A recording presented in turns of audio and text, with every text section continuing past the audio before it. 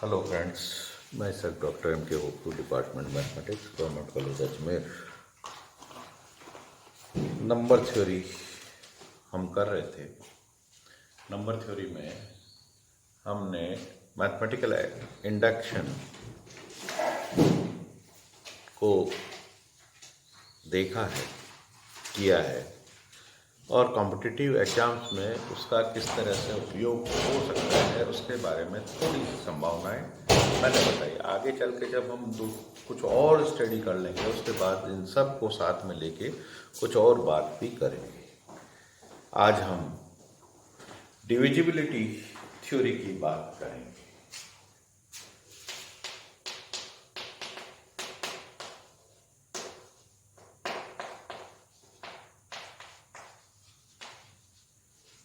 Divisibility theory, वैसे आप लोग डिविजिबिलिटी के बारे में कुछ तो जानते हैं।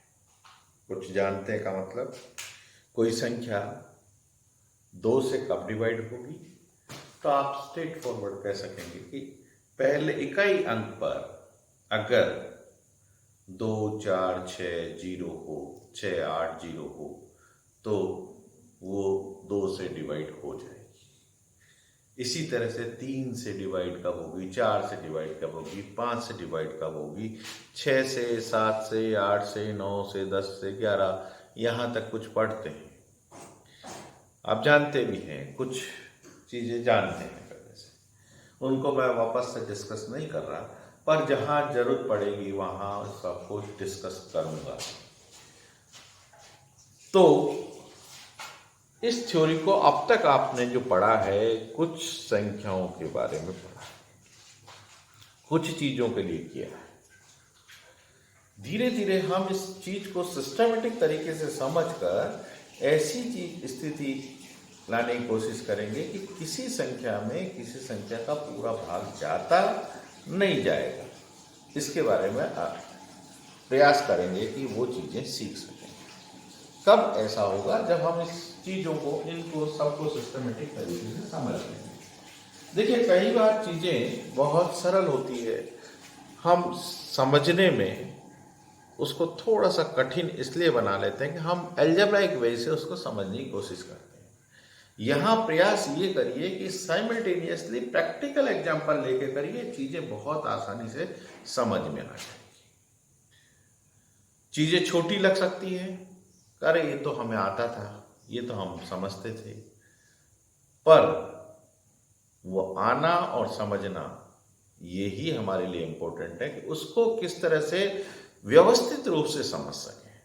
आना और समझना तो ठीक है, पर उसको व्यवस्थित रूप से समझ लें तो इससे आगे की बात भी हम कर पाएंगे। अब वो व्यवस्थित रूप क्या है? सबसे पहले डिवीजन एल्गोरिथम की बात करते हैं। देखिए, डिवीजन एल्गोरिथम क्या है? अगर मैं सीधे शब्दों में बात करूं, एक थ्योरम अलजेब्रिक वे में पहले बात करता हूं, फिर उसके बाद मैं प्रैक्टिकल वे में बात करूंगा। एक थ्योरम है सीधी सीधी, for any given integer a the dividend a and any given non-zero integer b the divisor a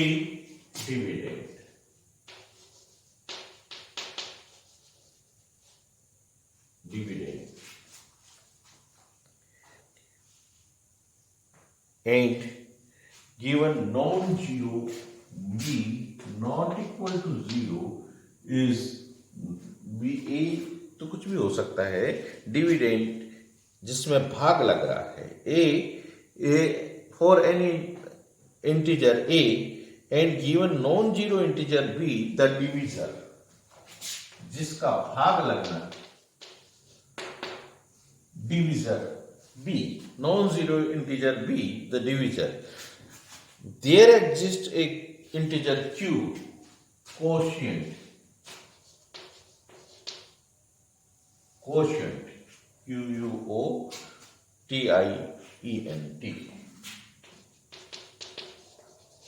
अभी मैं थोड़ा हिंदी में भी इसको एक्सप्लेन कर दूंगा।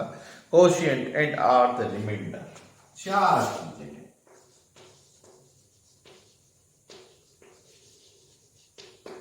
यानी ए में भाग डिविडेंड, जिसमें भाग जाना है a, हम भाग यूं देते हैं। बी का भाग जाना है जो नॉन जीरो एलिमेंट है, क्यू भागफल जो आता है वो क्यू, और आर रिमाइंडर जो आता है वो आर। हम इसको यूं लिखते हैं।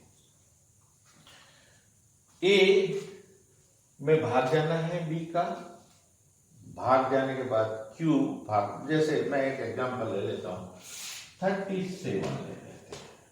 37 में 4 का भाग लगाते हैं। 38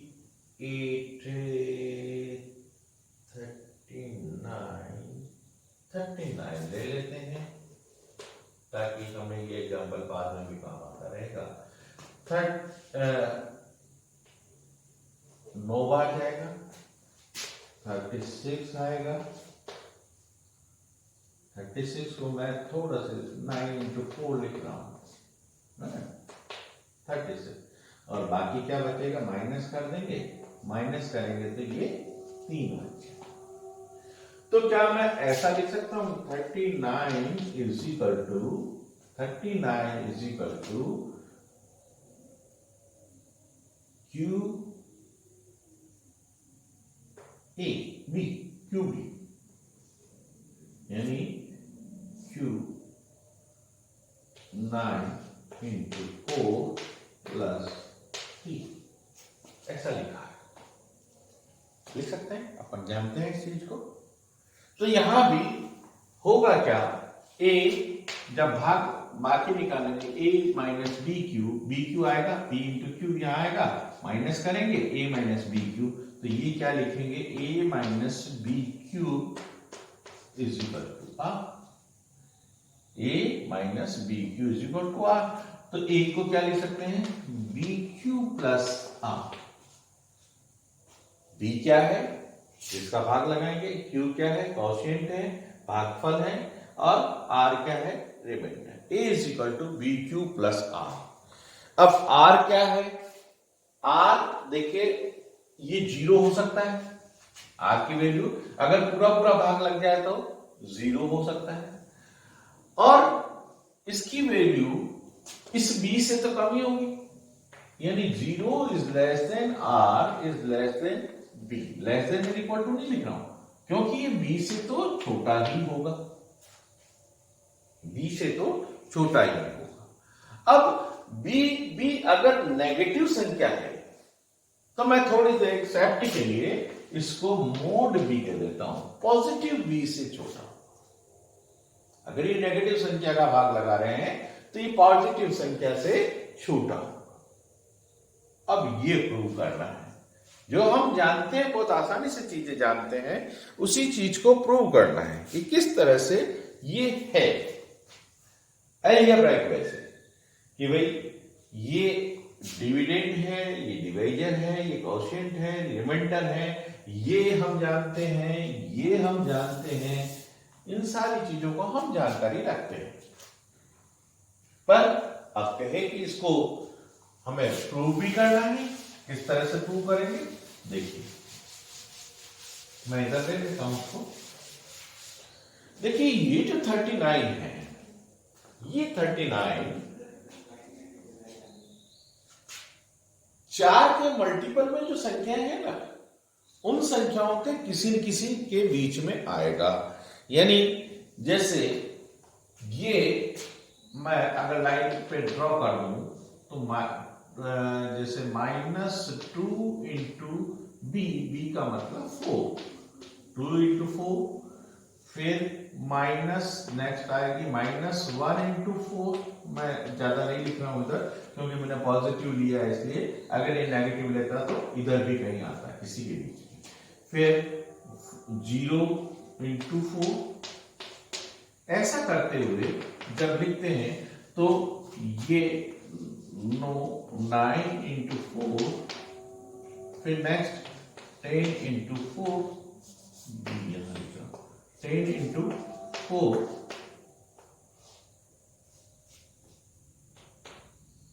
इस और इस संख्या के बीच में ये आ रहा है, ठीक है। इस और इस संख्या के बीच में ये 39 हमारा आ रहा है।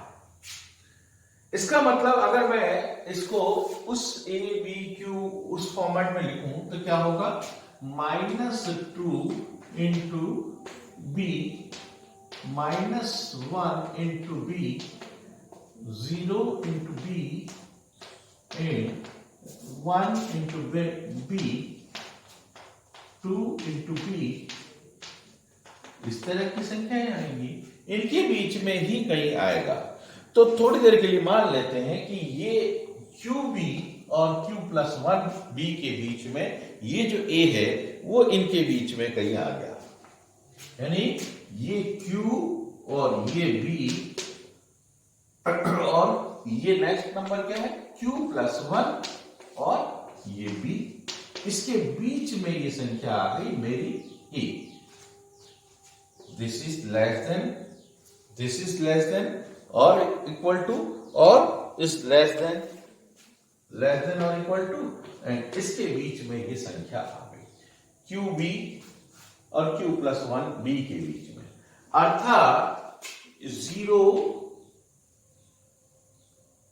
Is less then A minus QB। और यहां से देखें तो A माइनस QB इन दोनों को साथ में लें तो क्या होगा, ये इसको यूं लिखते हैं A minus QB is greater than और इक्वल टू 0, यानी ये पॉजिटिव है। और यहां से देखें, इन दोनों को देखें तो ये क्या होगा, A minus QB is less then B mod B, यानी A माइनस QB इससे छोटा है, 0 इससे छोटा है और ये इस B से छोटा है, means this lies between 0 and B। A minus QB lies between 0 and B, और A माइनस QB को मैं अगर R कह दूं तो जो रिमाइंडर है वो रिमाइंडर 0 और B के बीच में है। रिमाइंडर क्या है, 0 और B के बीच में है, इसलिए हम कह सकते हैं कि A is equal to QB plus R, A is equal to QB plus R, और when B is positive, A is equal to QB plus R when B is positive। और अगर ये B नेगेटिव हुआ तो क्या होगा, A is equal to minus QB plus R, B is less than 0।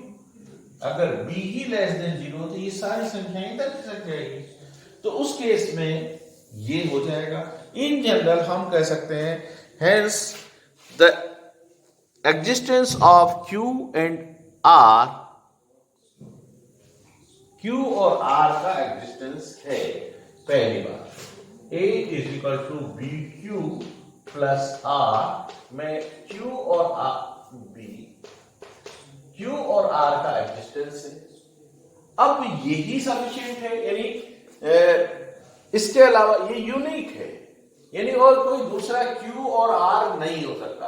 थोड़ी देर के लिए मान लें कि Q1 और R1 दूसरे हैं जो भी इस रिलेशन को सेटिस्फाई करते हैं, तो हम देखते हैं कि वो हमारी अवधारणा के विपरीत चले जाते हैं। तो हम कहेंगे कि A is equal to QB plus R, B positive है तो मोड में लिखेंगे हम, तो इसलिए पॉजिटिव और नेगेटिव का झगड़ा ही खत्म हो जाएगा।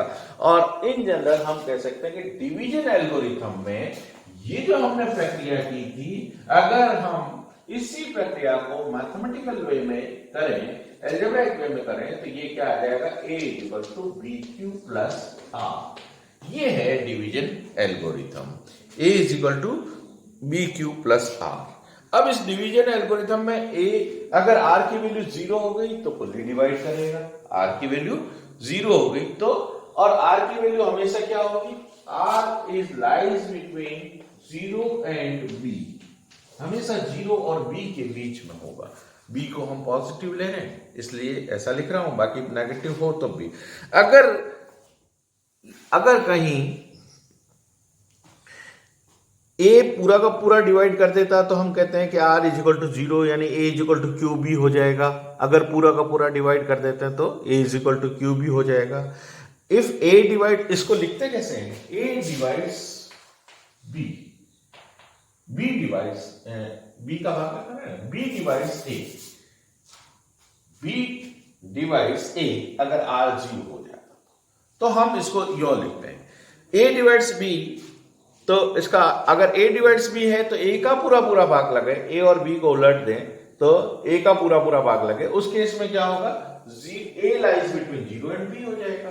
तो अगर ऐसा है तो फिर नोटेशन हम कभी कभी काम में लेते हैं कि अगर a k a raise to the power k, ये नोटेशन भी काम में लेते हैं।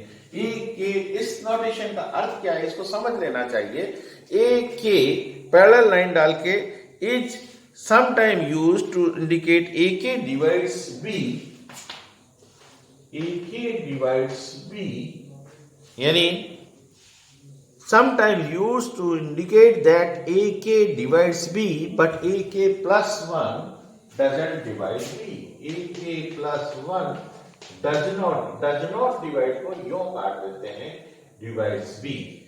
इसमें तो भाग जाता है पर इसमें a के प्लस 1 में भाग नहीं जाता। कुछ इंपॉर्टेंट थ्योरम्स हैं। अब बहुत सिंपल सी चीज थी ये, इसको एक्सप्लेन किया आपने, फिर उसके बाद में कुछ बेसिक थ्योरम्स है जो भी तुम जानते हो, पर एक बार थोड़ा सा रिवीजन, इसको सिस्टमेटिक पढ़ने के दृष्टिकोण से थोड़ा सा रिवीजन कर लेना चाहिए। कुछ 5-6 साधारण नियम है। नियम क्या है, इफ a डिवाइड्स b, अगर a b को डिवाइड करता है, a b को डिवाइड करता है यानी b में पूरा पूरा भाग जाता है, और a divides bc, a bc को भी डिवाइड करता है for any integer c, c कोई इंटीजर है, अगर a b को डिवाइड करता है तो b के मल्टीपल को भी डिवाइड करेगा। पहला नियम है जिसको पहला नियम कहते हैं कि if a divides b and a divides bc then a divides bc। अगर a b को डिवाइड करता है, यानी सपोज करो मैं b की वैल्यू दे देता हूं 10 और ये दे देता हूं 2, बाहर क्या रहा है पूरा डिवाइड कर रहा है, तो 2 b 10 इंटू 2 3 4 5 6, ये कोई भी इंटीजर हो उस इंटीजर के लिए 2 का भाग इसमें पूरा पूरा जाएगा। तो ये साधारण सा नियम है कि अगर a किसी संख्या b को डिवाइड कर रहा है पूरा पूरा, तो b के मल्टीपल वाली संख्याओं को भी डिवाइड करेगा। ये रूल जानते हो तुम, नया कुछ भी नहीं बताया। अगर a divide b and b divide c, दूसरा rule, if a divides b and b divide c then imply a divide c। a b को डिवाइड करता है, b c को डिवाइड करता है। मैं फिर वही एग्जांपल ले लेता हूं, इसको मैंने कहा था कि आप प्रैक्टिकल एग्जांपल लेते जाइए, चीजों को समझते जाइए, बहुत साधारण तरीके से समझ में आ जाएगा। उसके बाद उसका अलजेब्राइक मेथड जो भी दे रखे हैं उन अलजेब्राइक मेथड के आधार पर आप प्रूव कर सकते हैं। तो मैं a डिवाइड्स b, यानी a को मैं 2 ले लेता हूं, b डिवाइड्स 10 यानी b को 10 ले लेता हूं, और 10 डिवाइड्स 100 कह देता हूं, या 60 कह दो, चलो 60 कह दो, यानी 10 में 2 का भाग जा रहा है, तो 10 के मल्टीपल, ये जो 10 का भाग अगर 60 में जा रहा है तो 2 60 को भी डिवाइड करेगा। यही तो है a डिवाइड c। अगर a b को डिवाइड करता है, b c को डिवाइड करता है, तो a c को डिवाइड करेगा। थर्ड रूल,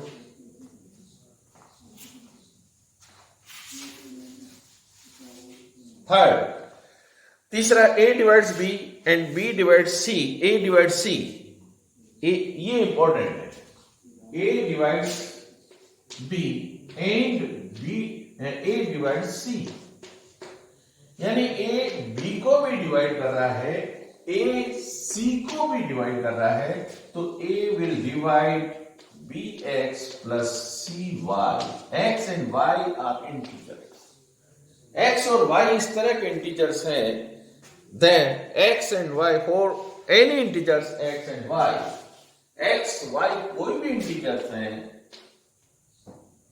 तो जब a b को डिवाइड कर रहा है, a c को डिवाइड कर रहा है, तो इनके कॉम्बिनेशन से बने हुई हर संख्या को ये a डिवाइड करेगा।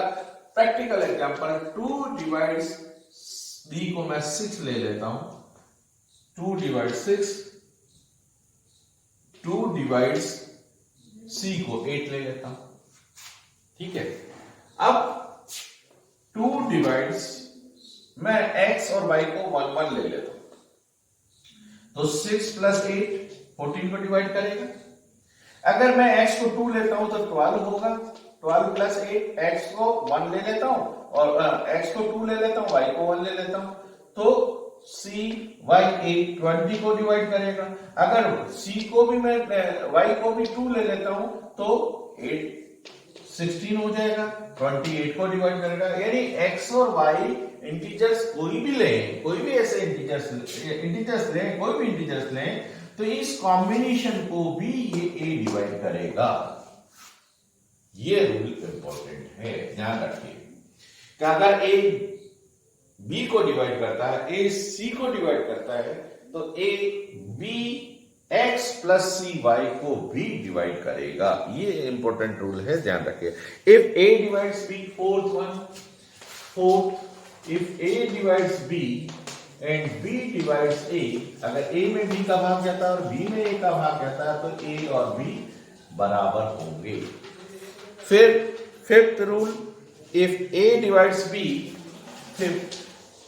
if a divides b and a is positive, a is greater than 0, a is positive, b is positive implies, और b भी पॉजिटिव है, a भी पॉजिटिव और b भी पॉजिटिव है, a का भाग b में पूरा, a डिवाइड्स b पूरा भाग जाता है मान लीजिए, तो निश्चित रूप से b क्या होगा, b a से बड़ा होगा। b, a divides b, a is positive, b is positive implies a is less than or equal, हाँ बड़ा या बराबर, less than or